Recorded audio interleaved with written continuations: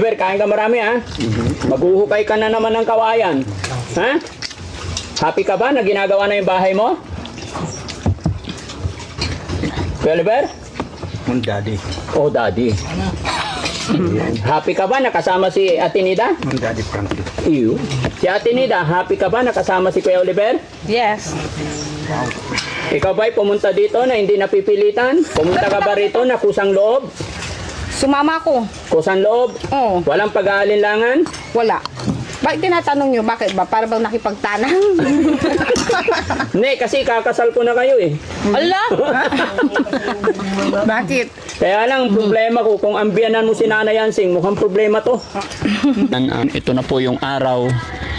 Simula, pagli-layout natin ng bahay ni Kuya Oliver. Pero, yun, uunahin pa rin talaga namin itong tanggalin yung puno ng kawayan. Kasi hindi po pwede po na hindi tanggalin dahil sentrong-sentro. Kaya nagdala ako ng team ni Poriman para makapagsimula na, no? Kaya samahan nyo kami mga kababayan hanggang sa matapos. Loobin nawa ng Panginoon na magiging okay ang lahat.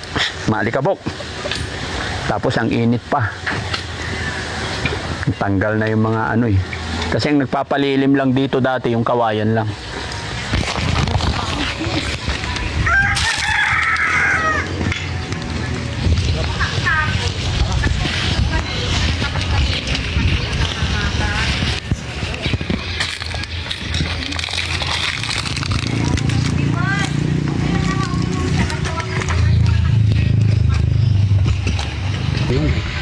Masa? Ito, ulit rin. Nagtagpo. Ha? Yung ka na sabi ni Daddy Frankie, makakainom ka lang.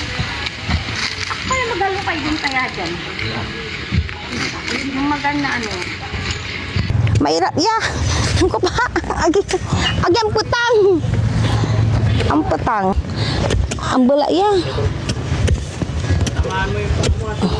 Hindi. Ah, ito. Marabok manaya. No? Marak man naman na may judging, no? Pupunasan kita sa ikarga ni Ulok. Punasan kita, Oliver. Yan. Ah? Aga man lilingat. Hindi, wala pa. Aga man lilingat. Aga man lilingat kaya. Ako nabuhusan. Wala kayong, ano? Nabuhusan ko sarili ko. Oo.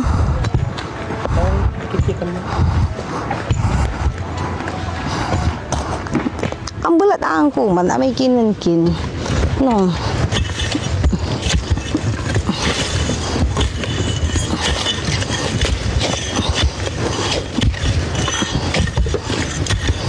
Kanya, Tinida. Baka nakasugat ka eh. Hindi. Dito. Hindi. Mainit ang bulat yan. Oo, hindi mo kaya. Panlalaki to. Ang trabaho mo, alagaan mo lang si Kuya Oliver. Mainit. Silong ka Alam muna. pa nyo? Bubungkalan, pala. Ayun pa oh. Matatanggal na. Hanggang dito lang dyan lang sa ano, Oliver, hanggang dyan lang yung bahay mo. Natanggal ninyo yan. Puro uling-uling yung mukha natin lahat. Paano yun, Oliver? Pag ano, bahay mo yan, mamumuhay ka dyan, ano mo, yung pangbuhayan mo, yung magtatanim ka ng gulay.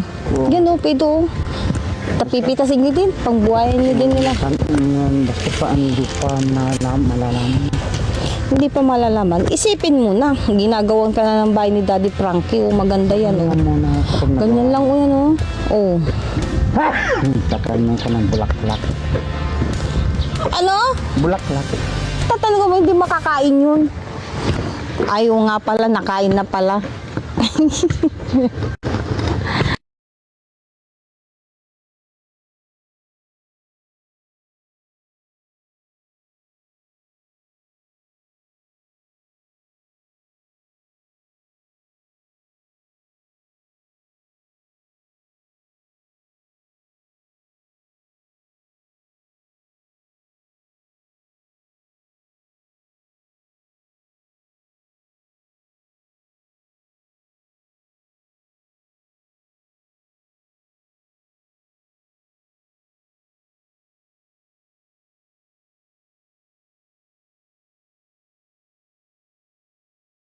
Merienda muna kayo.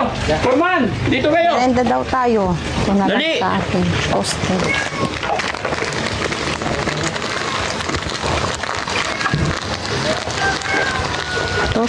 Toasted. Okay, kayo ano ba?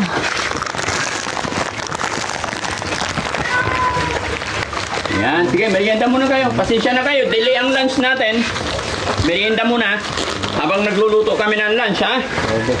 Okay, pasensya na. Babawi ako mamaya pag uwi. Yan. Kuya Oliver, painumin mo rin si Ate Nida. Hindi, lapit ka dito, Oh, painumin mo siya. Yan. Kulang na pa daw siguro. Kulang kasi ang baso, kaya inuman na lang kayo dyan dalawa. Sige lang, tinapay lang. Tingkap dun. Ayaw mo tinapay? Ilapag mo muna yung baso mo dyan. And then, kain ka muna ng tinapay. Parang kuwang Sino pa baho. walang baso? Ah? Mga matuluyan na siya. Alas 12 na mga kababayan. Wala kaming wala pa kami sinaing. Namalingki pa kasi kami kaya tinapay lang muna. No? Boy Scout muna tayo guys, ha? Oo, mo. Kayong mahiya, pasensyahan nyo na muna yung tinapay. Ganun talaga sa umpisa. Oh, Kala ko tindahan na maliit yan. bahay ni Kuya JJ yan.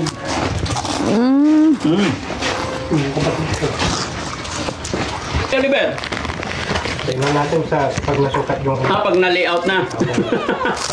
Ibig sabihin, matagal kaming mag-i-stay dito ni Ate Nida. oh, Matagal kami mag-i-stay dito kasi babantayan ni Ate Nida at si Kuya Oliver eh. Habang ginagawa to. tingnan natin boss.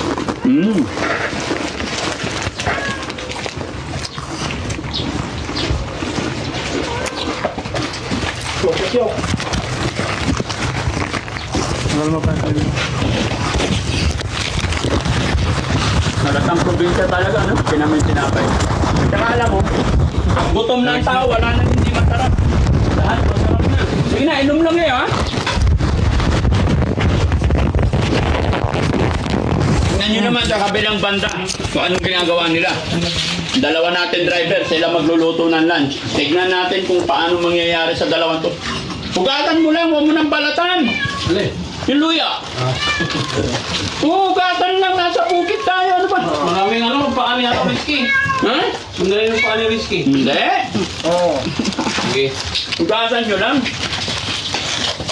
Tapos tik-tik mo lang. Janita, soft drinks mo. Saan yung baso? Saan yung baso mo, Kuya Oliver? Ito? O, ito. Painumin mo si ate. Kunin mo, Kuya Oliver. Dali. Painumin mo si ate Nita. Painumin mo. Sana all may kalambingan. Hindi ka nagsisilos, Foreman. Parang ka naglawarin.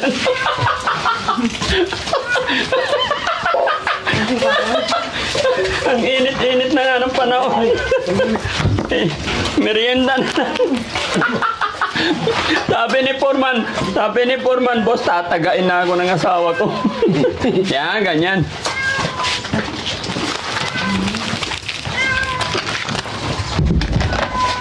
JT, okay lang matabang ha, huwag maalat ha. Yes. May sausawan naman eh. Basta yung mga luto namin. Mga kababayan, kaya uugatin natin. Kasi masama kasi yun eh. Yung tatabunan ng bahay, ng mga ganyan, masama.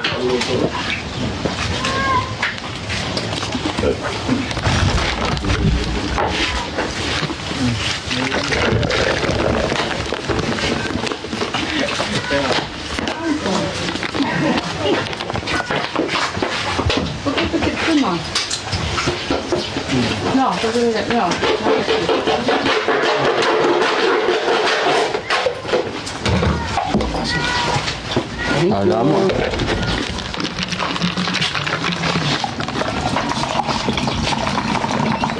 Namin mo muna.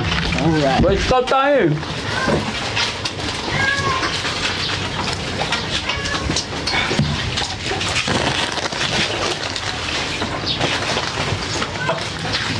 bumbakat. Ito ka lang. Kayo guys, merienda mo na.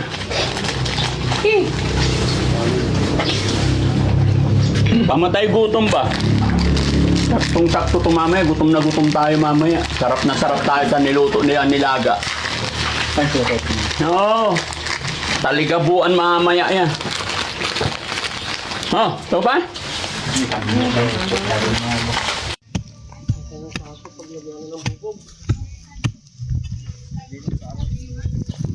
Oh, lalim pa.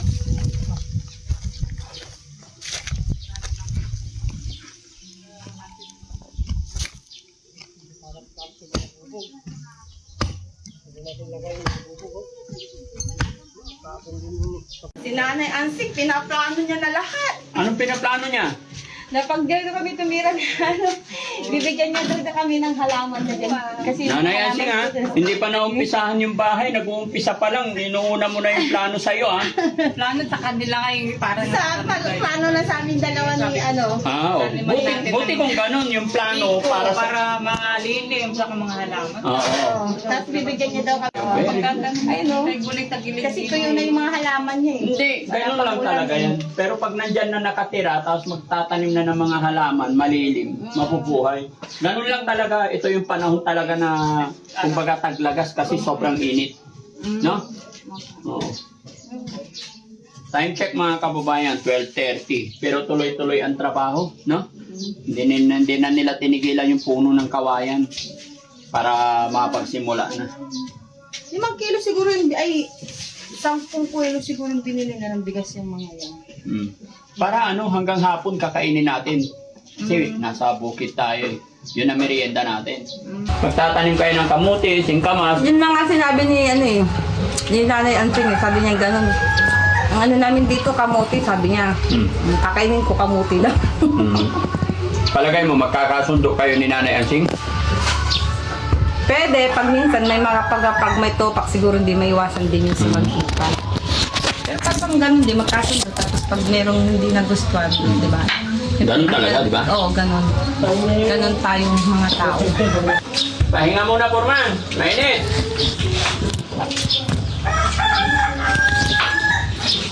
Pag nauga na yun, matatanggal. Ang laki pa pala. Kala ko, ayun yung kapaldatuhan. Ay, no. Nasaktan ako nung simula niya. Ano kaya ayaw ko na yun?